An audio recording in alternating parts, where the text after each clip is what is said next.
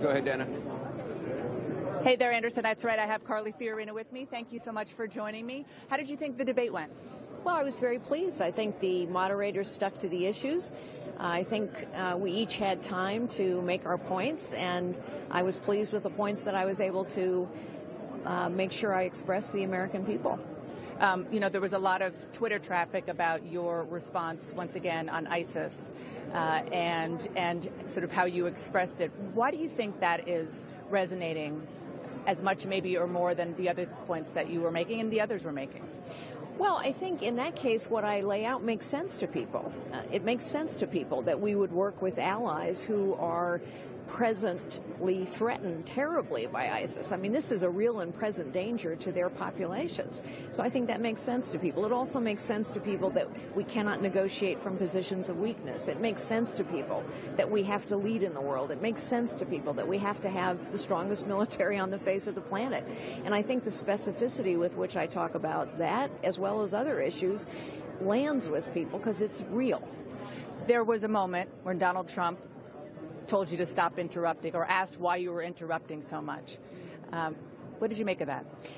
Well, people have been interrupting all night, actually. But, this is sort of typical of Mr. Trump. I mean, Mr. Trump hurls insults at lots of people. He always has. He spent his weekend talking about Ben Carson's biography as a fabrication. Mr. Trump's platform seems to be great, and everyone else is a loser. And frankly, I think a lot of people are tired of it. Do you think gender had anything to do with it? Well, you ask yourself. People were interrupting each other all night long. And suddenly when I make a point, Mr. Trump has to say, well, I wonder why she keeps interrupting. But it's typical of him. That's the point. It's typical. He finds a reason to insult virtually everyone he stands on the stage with eventually. Tonight it was my turn. You really spiked in the polls after CNN's debate. You did quite well according to Republican voters, and then you dipped a little bit. To what do you attribute that? I mean, you've been out on the campaign trail. I was with you in New Hampshire last week.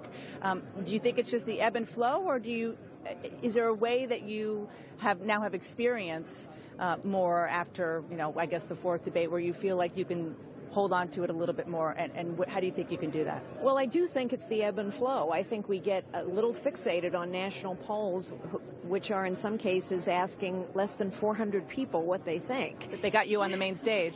Yes, they did, and that is my point. When I launched my campaign on May 4th, I was 16 out of 16.